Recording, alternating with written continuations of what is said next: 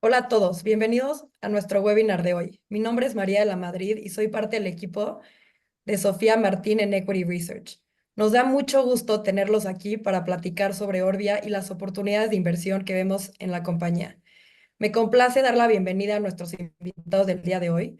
Nos acompaña Diego Echave, vicepresidente de Relaciones con Inversionistas en Orbia, y también está con nosotros Sofía Martín, parte del equipo de Equity Research en GBM.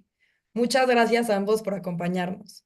Antes de comenzar, me gustaría mencionar que este webinar está siendo grabado y podrán encontrarlo en la página de GBM Miria. Además, al final de la sesión tendremos un espacio de preguntas y respuestas. Así que los invitamos a utilizar la función de Q&A en la cajita de aquí abajo para enviar sus dudas en cualquier momento.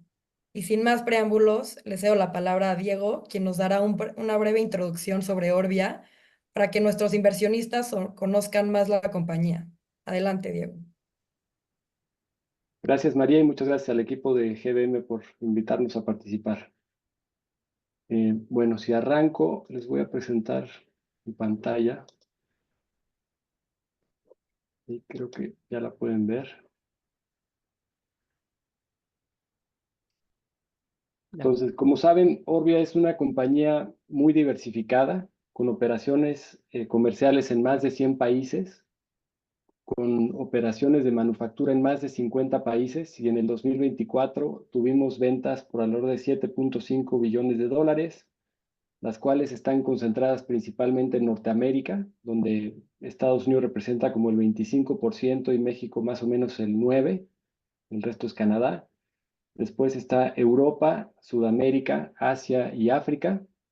Y tenemos centros de administración en México, en Boston, en Ámsterdam y en Tel Aviv principalmente.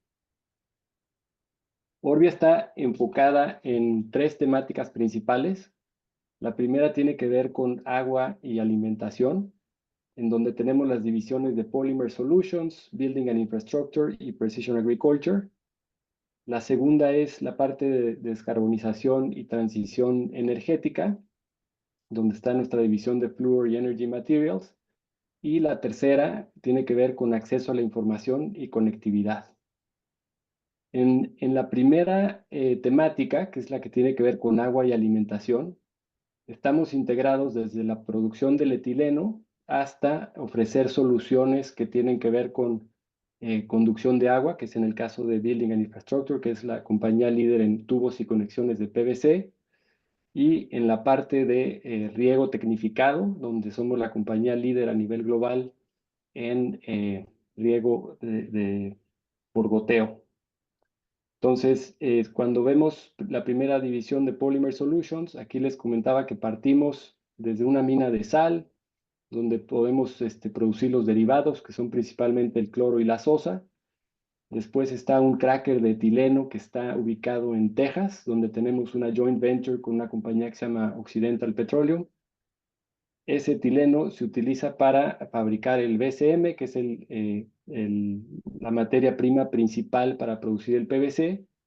Y el PVC es la resina plástica que se utiliza, como les mencionaba, principalmente como en un 60-65% en la industria de la construcción, principalmente para tubos y conexiones para transportar agua. En esta división tenemos operaciones tanto en Américas, que hablaba de Estados Unidos, México y Colombia, y también tenemos operaciones en Alemania, y de ahí es donde exportamos a diferentes países, aprovechando los tratados de libre comercio que tiene México. Eh, Después estamos integrados en nuestra división de Building and Infrastructure. Aquí es donde la compañía es líder con las marcas de Wavin y Amanco.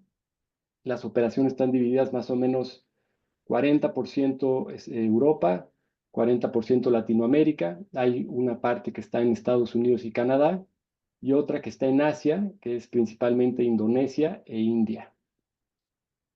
Y la siguiente es en Precision Agriculture, donde tal vez ustedes saben que más o menos el 30 o el 40% de la inversión necesaria para un campo de cultivo depende de instalar tubos y conexiones de PVC. Entonces, eso es, digamos, la primera cadena donde estamos integrados desde la fabricación de la resina hasta los productos finales, que son los tubos y conexiones y los sistemas de riego. La siguiente división, la de Fluor Energy Materials, aquí es donde partimos de la extracción de la fluorita.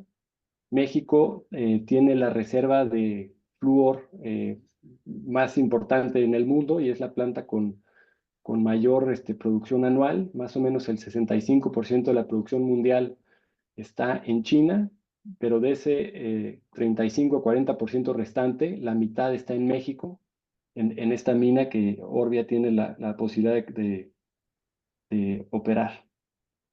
De aquí estamos integrados a la fabricación de Metspar, que es un material que se utiliza en las industrias del cemento, del aluminio y del acero, para sus procesos de fundición, hacerlos de forma mucho más eficiente y que tengan que consumir un nivel de energía mucho más bajo. Nosotros también tenemos plantas en Matamoros, en México, donde se fabrica el ácido fluorhídrico y después este ácido fluorhídrico se exporta principalmente a Estados Unidos, donde lo vendemos ya sea a terceros o lo consumimos internamente en una planta que está ubicada en Luisiana, donde se fabrica los gases refrigerantes y los propelentes médicos. En esta división también tenemos operaciones en Inglaterra y en Japón.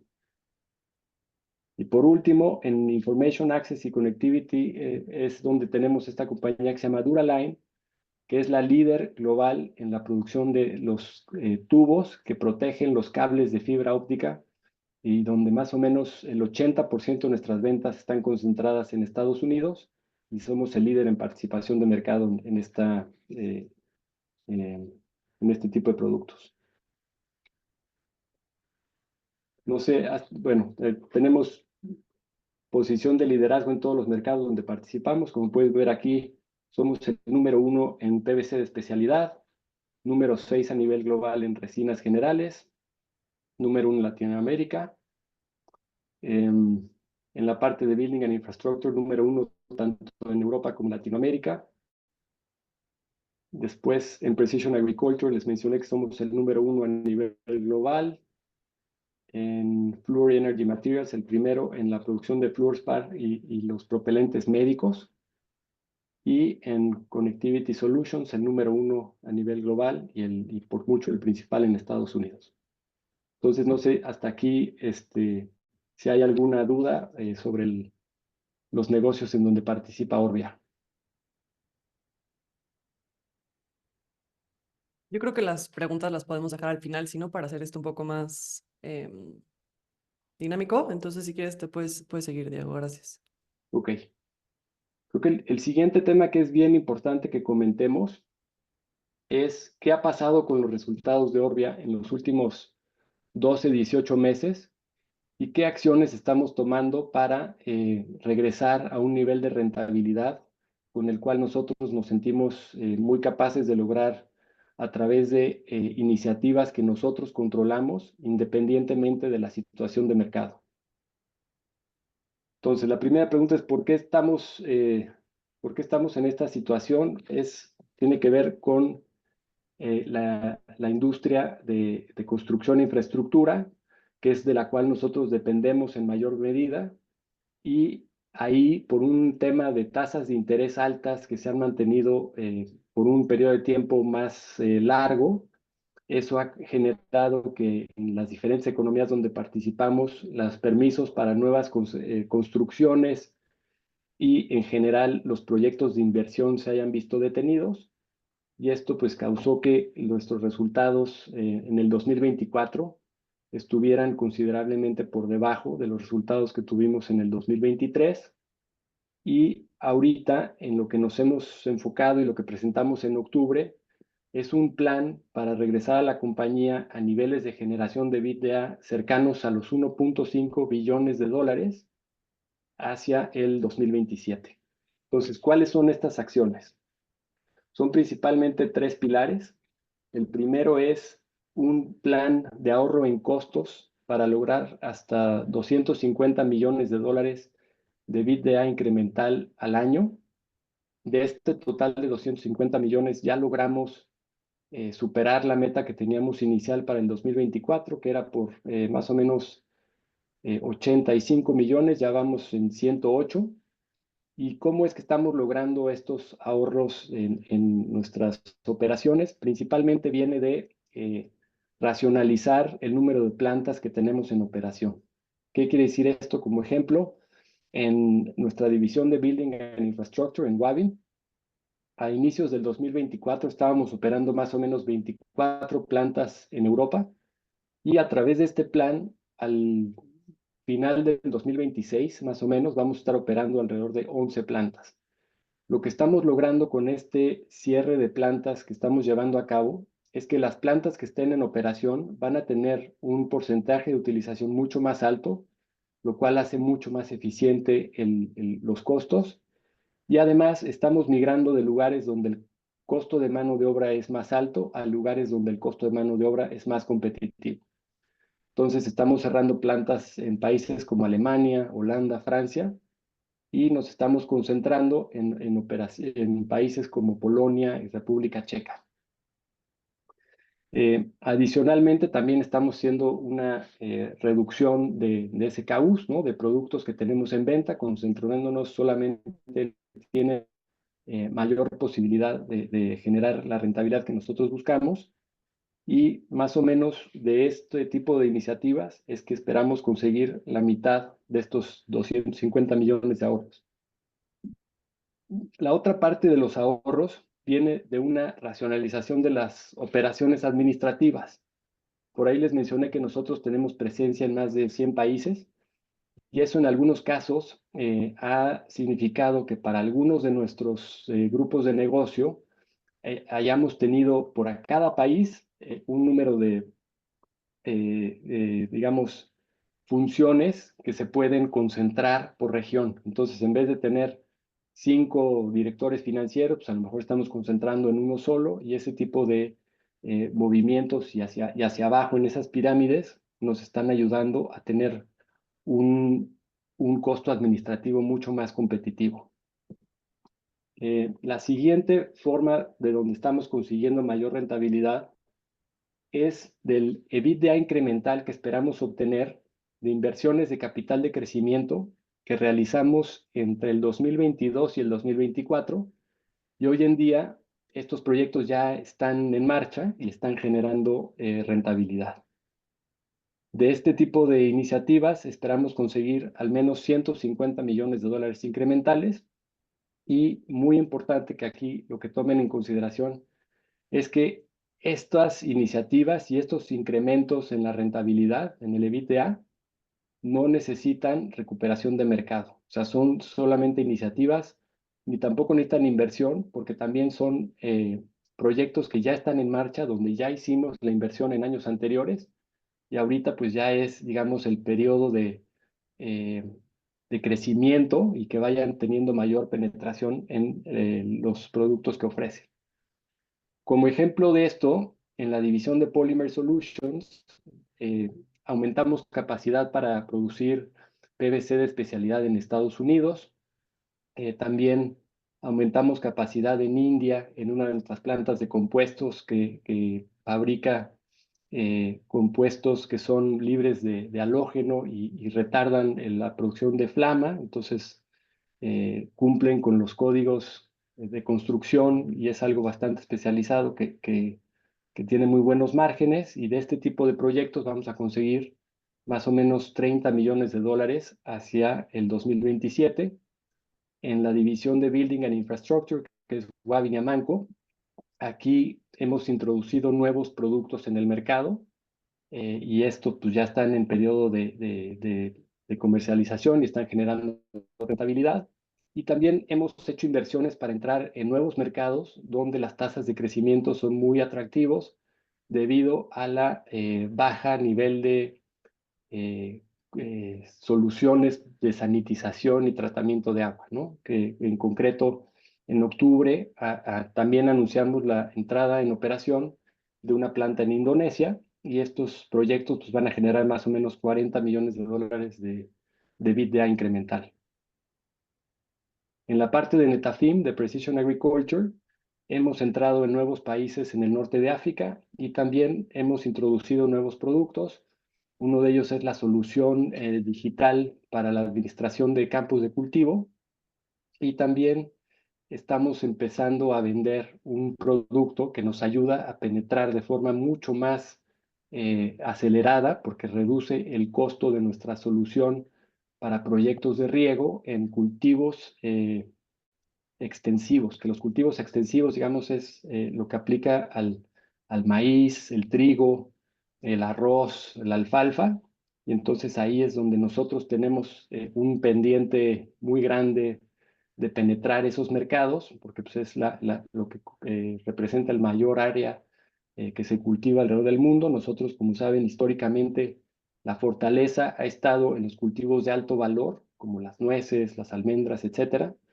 y donde estamos nosotros enfocados en conseguir mayor crecimiento y lograr que la penetración del riego por goteo se incremente, es en este tipo de cultivos que son de mayor, de un costo más bajo, ¿no? Por eso se llaman cultivos extensivos. Después, en la parte de Fluor y Energy Materials, durante el 2024 nosotros estuvimos hablando que nosotros vendemos gases refrigerantes que tienen un potencial de contribución al calentamiento global de un cierto nivel que es más alto del que está, digamos, eh, aprobado en el largo plazo. Entonces nosotros tenemos que ir retirando, junto con los otros participantes en la industria, volumen de este tipo de gases y en paralelo, desde hace pues, varios años, hemos estado desarrollando los gases refrigerantes de la nueva generación que tienen un mucho menor potencial de contribución al calentamiento global y pues ya estamos en etapa de comercialización y entonces conforme vaya creciendo las ventas de este tipo de productos, pues vamos a ir generando esos más o menos 25 millones de dólares de EBITDA incremental en esta parte y con esto más que compensar la caída en volumen de los gases refrigerantes de la generación anterior. En la parte de Connectivity Solutions, en nuestro negocio de cables o tubos que protegen la fibra óptica. Como ustedes saben, en Estados Unidos faltan más o menos 70 millones de casas de ser pasadas por fibra óptica. Entonces, con la gran demanda que existe hoy en día para tener 5G y ancho de banda de alta capacidad, pues existe una necesidad de seguir impulsando proyectos donde se aumente la conectividad de la fibra óptica y nosotros construimos alrededor de 3 plantas nuevas entre el 22 y el 24 en Estados Unidos para lograr dar cobertura a todo el territorio y mantener nuestra posición de liderazgo con los carriers en Estados Unidos como son AT&T, Verizon, etcétera. Y el otro motor de crecimiento y la razón por la cual nosotros decidimos construir mayor capacidad es por el crecimiento tan relevante que estamos viendo todos los días de los centros de datos para inteligencia artificial y almacenamiento en la nube, que pues, también requieren de mucha fibra óptica y nosotros pues estamos, digamos, asegurándonos de que capturamos una parte muy, muy relevante de ese mercado y de esa inversión. Entonces, esas son dos iniciativas que nos van a llevar de estos más o menos 1.189 millones de dólares de EBITDA que generamos en el 2024 ajustado a un nivel de 1.500 millones de dólares más o menos en el 2027 y todo esto sin recuperación de mercado. Entonces, aquí pueden ver cómo más o menos anualmente esperamos alrededor de 100 millones de dólares, tanto por la parte de la reducción de costos como por la contribución de los proyectos de crecimiento que ya están completos. Y con esto es que regresamos al nivel de los más o menos 1.500 millones de dólares que hemos estado hablando. Ahora, eh, otra razón muy importante de donde esperamos generar más caja y robustecer el balance es de ser mucho más considerados y enfocados en el monto de inversión que estamos esperando para el 2025 y el 2026, y aquí estamos hablando de una caída desde 477 millones de dólares que tuvimos de CAPEX en el 2024 a un nivel de 400 millones.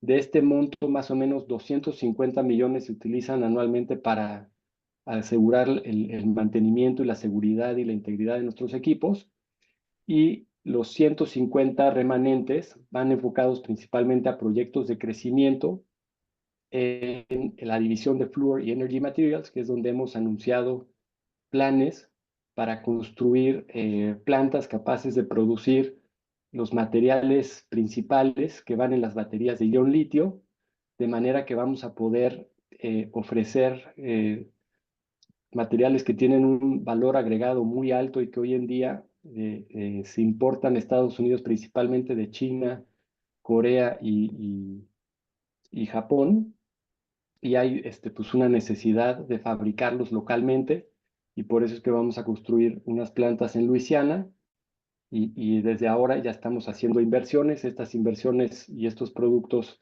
van a empezar a entrar en operación hacia finales del 2028 y ya año completo 2029.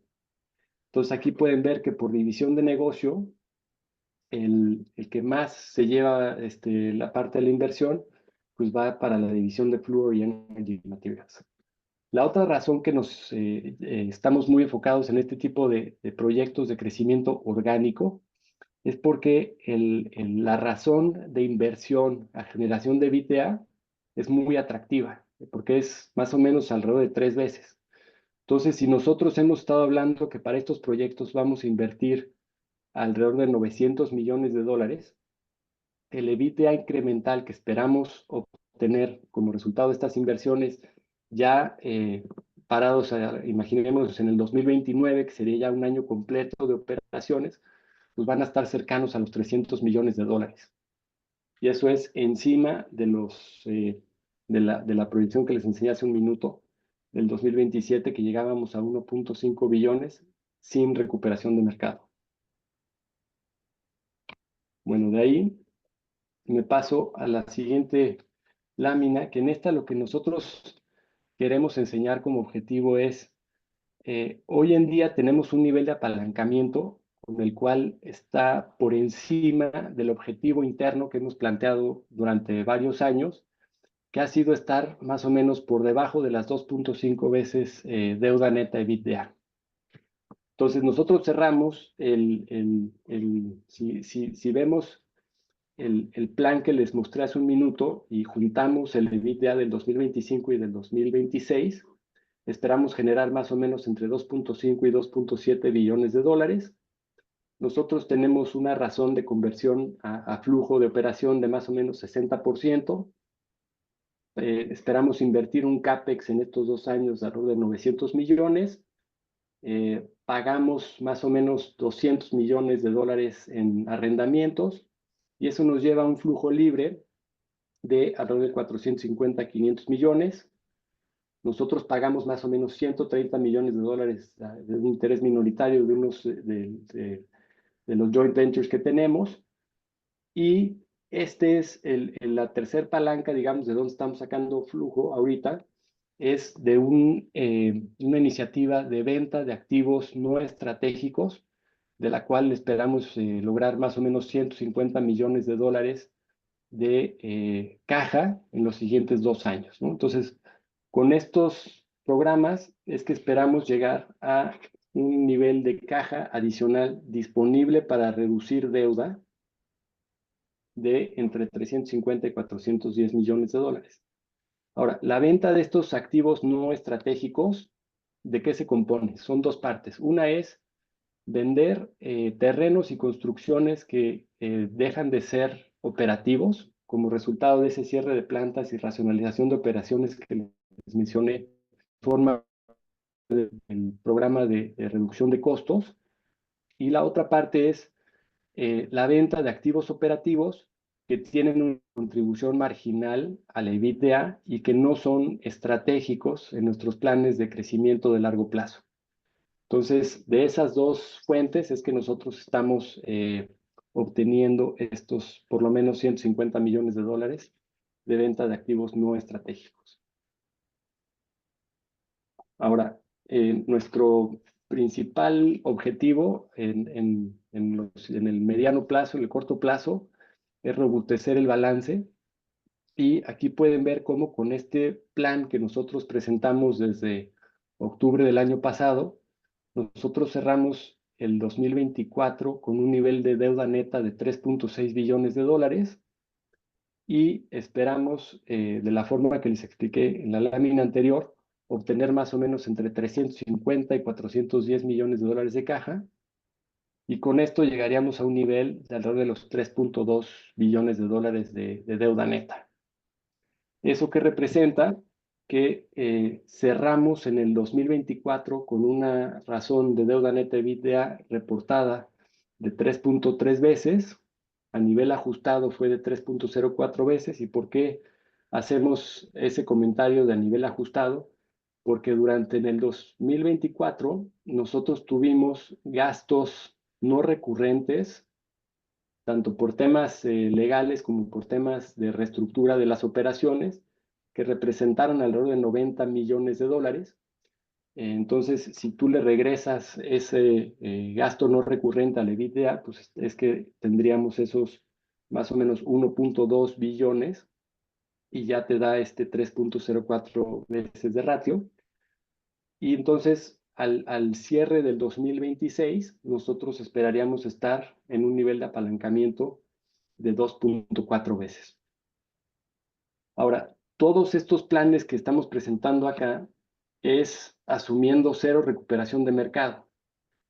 ¿Y por qué? Pues ahorita creo que tanto nosotros como otras participantes en las industrias donde estamos nosotros, tenemos un nivel de convencimiento relativamente bajo o de visibilidad baja de qué tan pronto se va a dar la recuperación en los mercados donde nosotros participamos.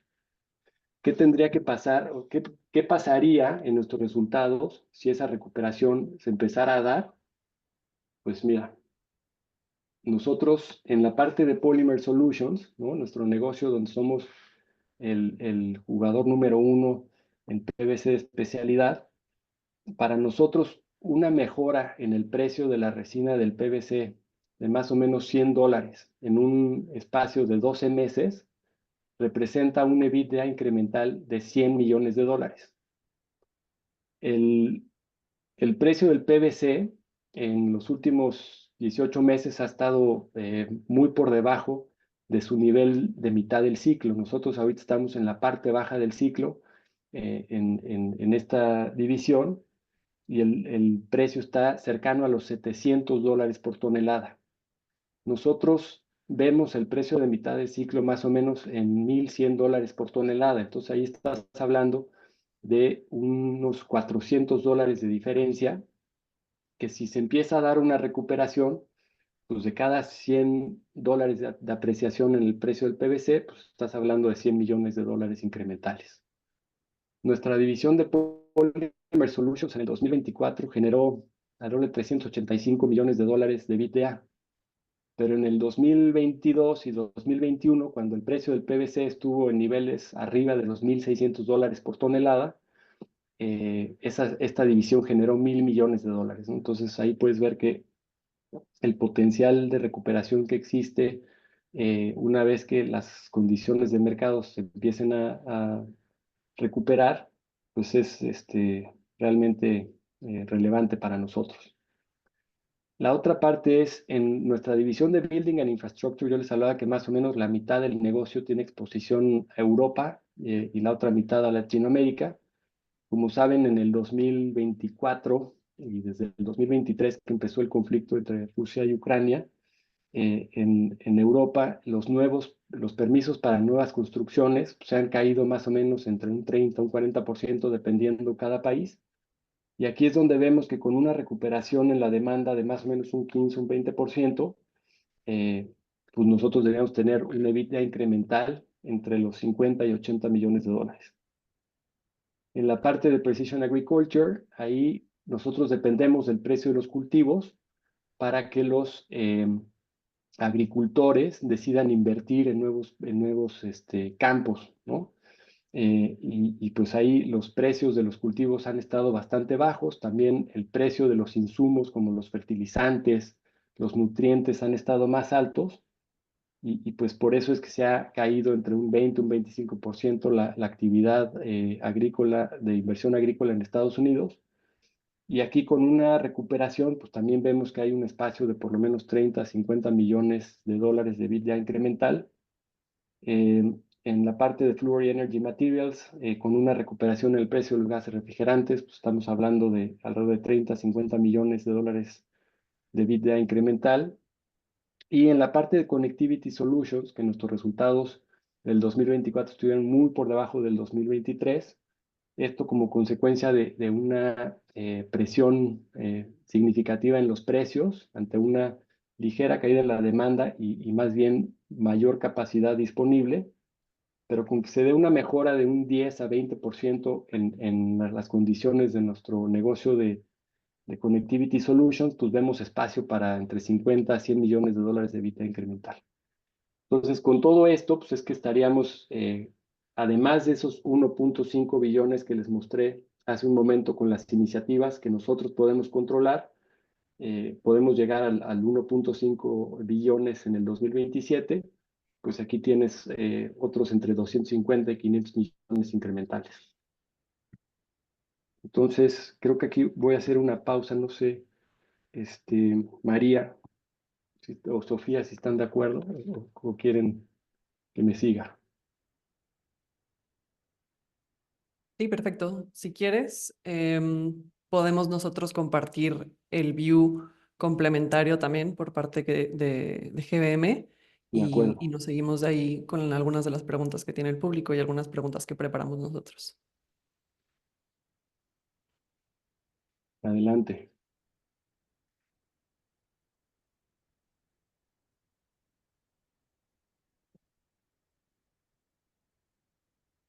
A ver.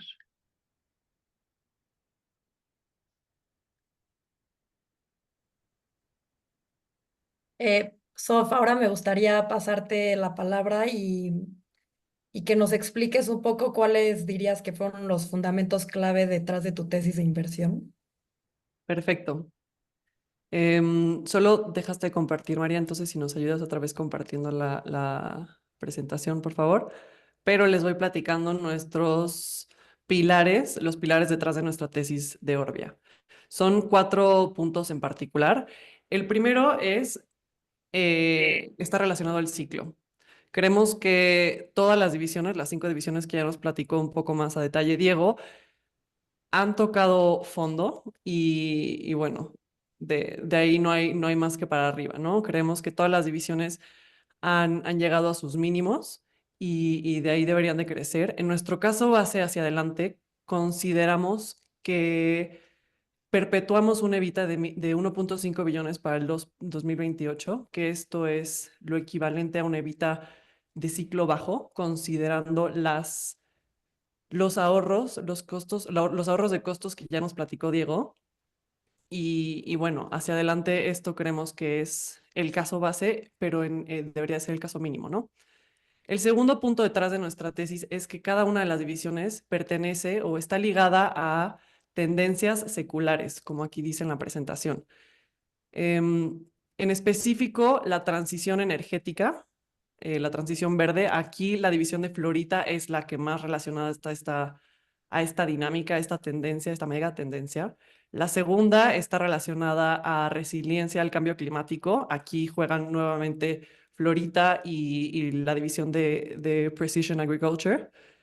La tercera tendencia secular es el crecimiento poblacional, que claramente es algo que vamos a seguir viendo hacia adelante. Y aquí, pues bueno, todas las divisiones se ven beneficiadas, sobre todo Polymer Solutions, Building and Infrastructure, claramente por su relación a la infraestructura y por último también Precision Agriculture, ¿no? Entre más gente somos en el planeta, más alimento y más eficiente tenemos que hacer el uso del agua. Y creemos que aquí estas son las divisiones principales. Y por último, el housing deficit, ¿no? Y aquí creo que es muy claro el hecho de que pues, Building Infrastructure y Polymer Solutions son las dos divisiones que pertenecen a esta tendencia en particular. El tercer punto de nuestra tesis está relacionado al sentido de urgencia que, pues, que está presente ahorita, ¿no?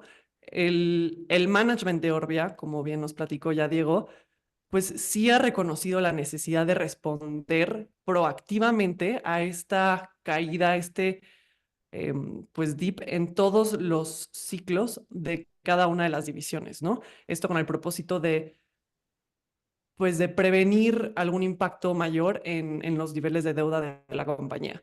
Entonces, aquí creemos que bueno, hemos visto que las prioridades para el 2025 y 2026 de la compañía son, uno, los ahorros en costos, que ya nos platicó Diego, que esperamos que alrededor de 30 millones, esperamos alrededor de 30 millones de ahorro en costos para el 2028, y esto debería verse reflejado a nivel EBITDA. El segundo, la segunda prioridad aquí dentro de este pilar en particular sería el foco a, pues, priorizar la deuda y no pagar posiblemente dividendos en los siguientes años. El tercero es un CAPEX muy conservador, una inversión muy conservadora pues, inversión de capital. Y esto aquí la compañía nos había compartido, como bien dijo Diego también, que para el 2025 y 2026 estarán pues deployando 450 millones de dólares y bueno, es una reducción importante contra los años pasados y contra planes pasados. Y bueno, también aquí dentro de este punto entra la posibilidad de monetizar ciertos activos, en específico activos non-core, que no son parte del negocio principal, y esto podría representar alrededor de 150 millones en beneficio a la compañía para los siguientes 2 años. Y por último, también estaría el foco en deuda, ¿no? En priorizar el perfil de deuda y el explorar, posponer vencimientos 2025, 2026 y 2027 para después del 2030. Entonces, creemos que esto es parte del punto 3 de nuestra tesis y bueno, claramente el punto adicional a nuestra evaluación es que está en mínimos históricos. Ahorita está cotizando a 0.5 veces price to book, que es eh, de una de las cotizaciones más bajas que hemos visto. Y bueno, 16 pesos creo que le vemos un valor, un upside importante. Si nos pasamos a la siguiente slide, María. Aquí Perdón, presentamos Sofía, nada nuestro más, precio hay objetivo. dos comentarios. Uno es Claro. el plan de reducción de costos es por 250 millones de dólares anuales. Ujú. El plan de EBITDA es de 150 millones de dólares anuales y el flujo que nosotros esperamos conseguir entre esos dos planes más la desinversión de activos no estratégicos hacia el final del 2026 es de 350 a 400 millones de dólares incrementales, ¿no? Entonces, nada más para, a lo mejor ustedes tienen un enfoque más conservador, pero el que nosotros compartimos fue en esas magnitudes. Correcto. Gracias, Diego. Y bueno, aquí les compartimos también nuestra evaluación. Es como vemos nosotros a Orbi hacia adelante. Tenemos un precio objetivo de 46 pesos por acción, lo que implica a precios actuales casi un 200% de upside. Nuestra evaluación está compuesta por un DCF y una suma de partes, un múltiplos.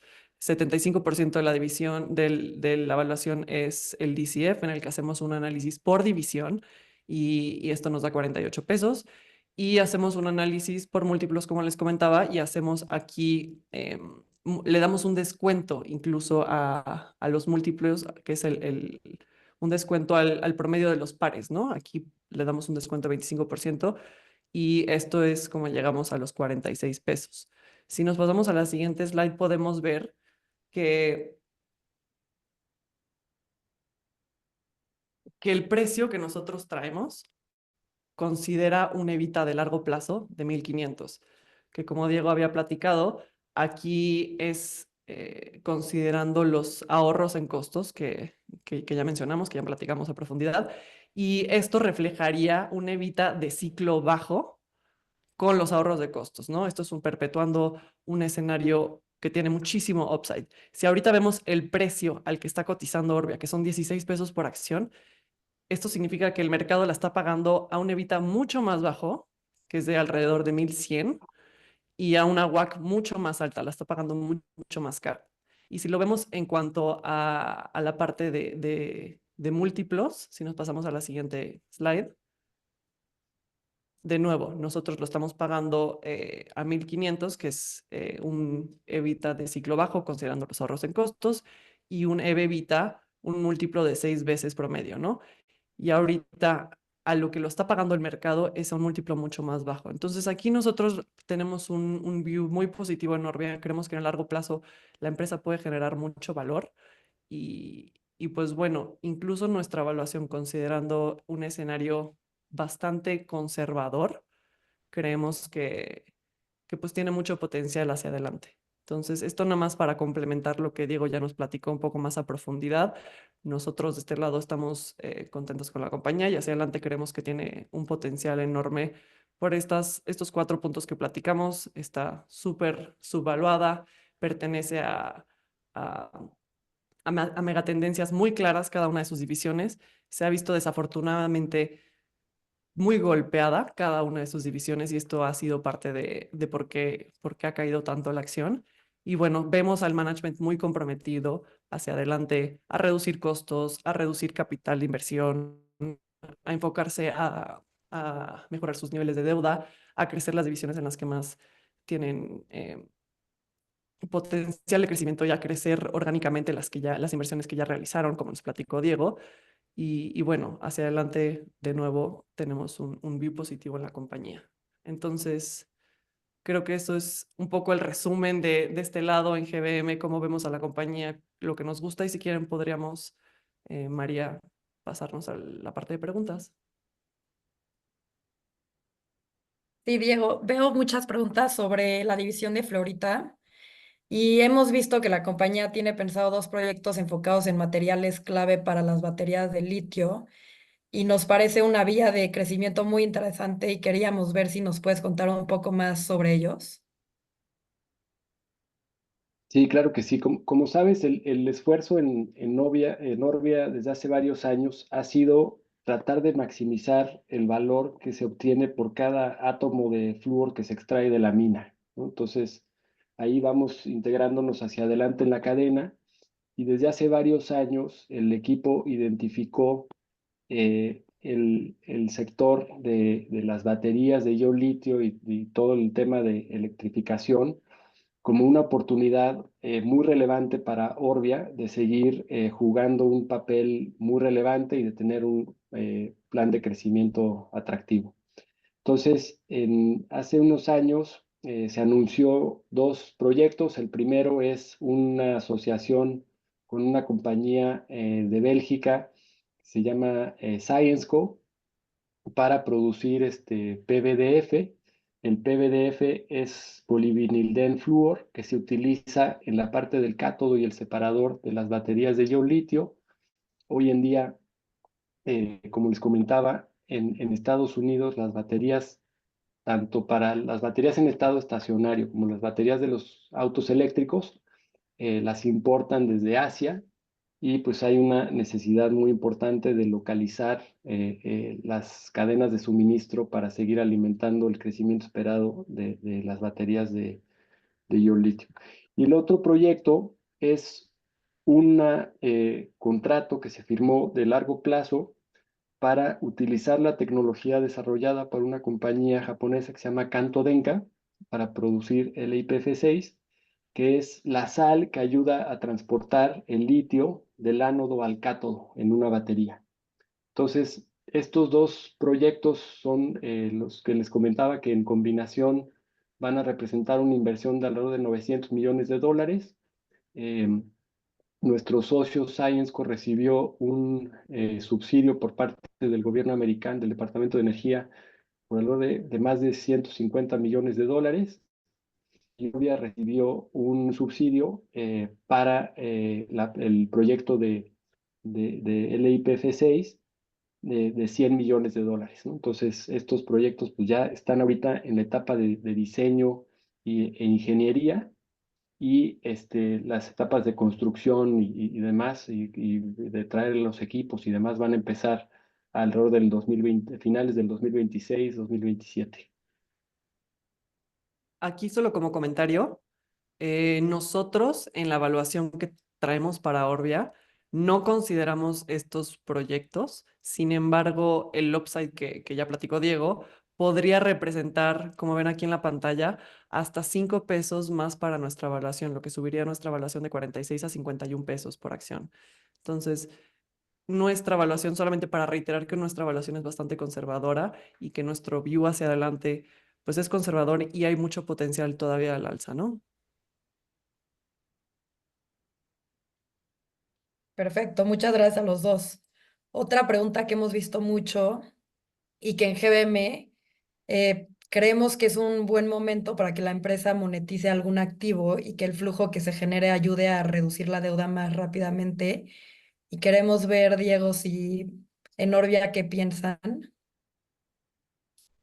Mira, nosotros desde la llamada que tuvimos con inversionistas en octubre, nuestro CEO Samir Bharadwaj explicó un poco que a nivel del consejo y del liderazgo de la compañía, estamos convencidos que es un buen momento eh, para simplificar el portafolio de negocios. Nosotros hemos recibido muchos comentarios, tanto de ustedes como de inversionistas, como de analistas que nos siguen, que la compañía se ha vuelto un tanto compleja de entender y de ver las diferentes dinámicas.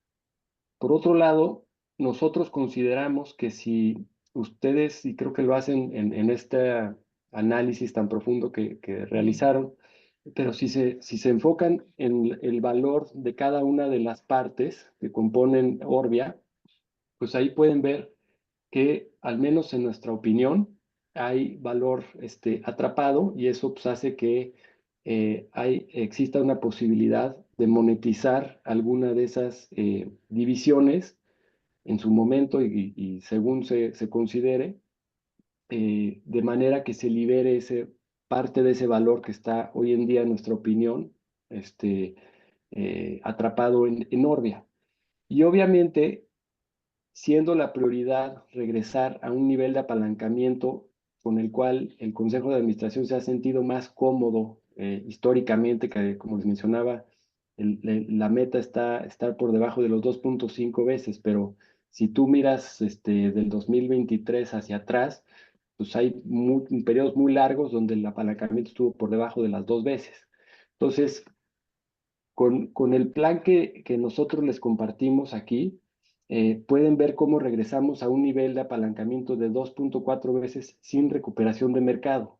Pero si tú ves la posibilidad de monetizar alguno de estos divisiones, pues eso obviamente acelera de forma muy relevante la posibilidad de desapalancar la compañía, simplifica la historia que nosotros representamos, y también pues ayuda a estar mucho más enfocados y a reflejar el valor correcto de la compañía. Entonces, sí es algo que se está analizando, como se compartió en ese momento, y pues cuando sea el momento correcto y haya alguna información más concreta que compartir, pues ya se estaría en ese caso compartiendo con el mercado. Perfecto. Y últimas dos preguntas. Vi muy repetidas. ¿Qué afectaciones en la operación de Orbia pudieran venir con las tarifas impuestas por Estados Unidos? Sí, esa es una pregunta que, como te imaginarás, recibimos de forma muy recurrente. Es una preocupación que creo que está en todas las compañías. Y ahí lo que te diría es que Orbia, más o menos el 4% de las ventas totales consolidadas son exportaciones desde México a Estados Unidos. Nosotros lo que exportamos es principalmente el ácido fluorhídrico y el cloro. Entonces, pues esos son, digamos, los productos que podrían en su momento estar sujetos a tarifas, pero como vemos hoy en día el escenario, pues es que nuestros productos son o sea, cumplen con las condiciones de estar calificados como parte del tratado del TEMEC, entonces pues no son sujetos a tarifas y sí hay algo de productos que exportamos desde otros países hacia Estados Unidos, como por ejemplo en el caso de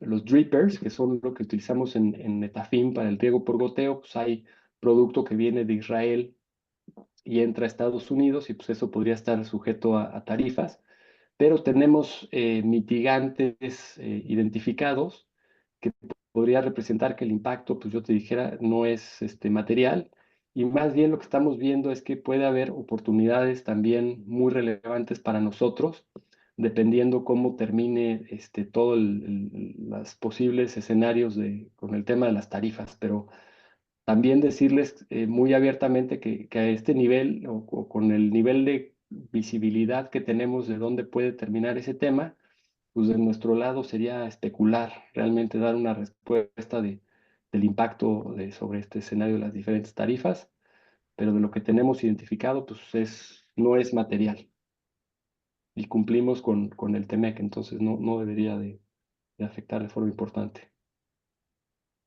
Gracias, Diego. Y como última pregunta, preguntan mucho sobre la división de Connectivity Solutions y qué expectativa de crecimiento se tiene con el tema de fibra óptica con la inteligencia artificial. Sí, la verdad es que nosotros hicimos un estudio hace relativamente poco para entender mejor la dinámica de la demanda en este caso y yo diría que es muy positiva porque la construcción que se espera todavía en los siguientes 4 o 6 años de nuevos centros de datos pues, es arriba de dobles dígitos, ¿no? Entonces, nosotros tenemos ahí una posibilidad de pues, con la participación de mercado que tenemos y con la cobertura que tenemos de todo el territorio, la calidad de nuestros productos, las soluciones que ofrecemos y el servicio al cliente, pues de capturar gran parte de esa demanda incremental que se espera, tanto para centros de datos como para seguir pasando esos más o menos 70 millones de casas que todavía no tienen acceso a fibra óptica. Pues muchas gracias. No sé si Sofía tienes algo que añadir. No, muchísimas gracias, Diego, María y a todos por unirse a la llamada del día de hoy. Como ya platicamos, nosotros tenemos un view muy positivo en Orbia. Creemos que a largo plazo es una empresa que tiene mucho potencial de crear valor. Espero que hoy, con lo que nos compartió Diego, quede más claro esta dinámica, la empresa y el upside que tiene hacia adelante. Entonces, pues nada, solo agradecerles y agradecerles su tiempo y sus preguntas, muy buenas algunas, y todo. Gracias. Muchas gracias y estamos a sus órdenes en Orbia, cualquier tema que tengan ustedes como inversionistas. Gracias, Gracias, Diego. Diego. Gracias por Gracias. tu tiempo.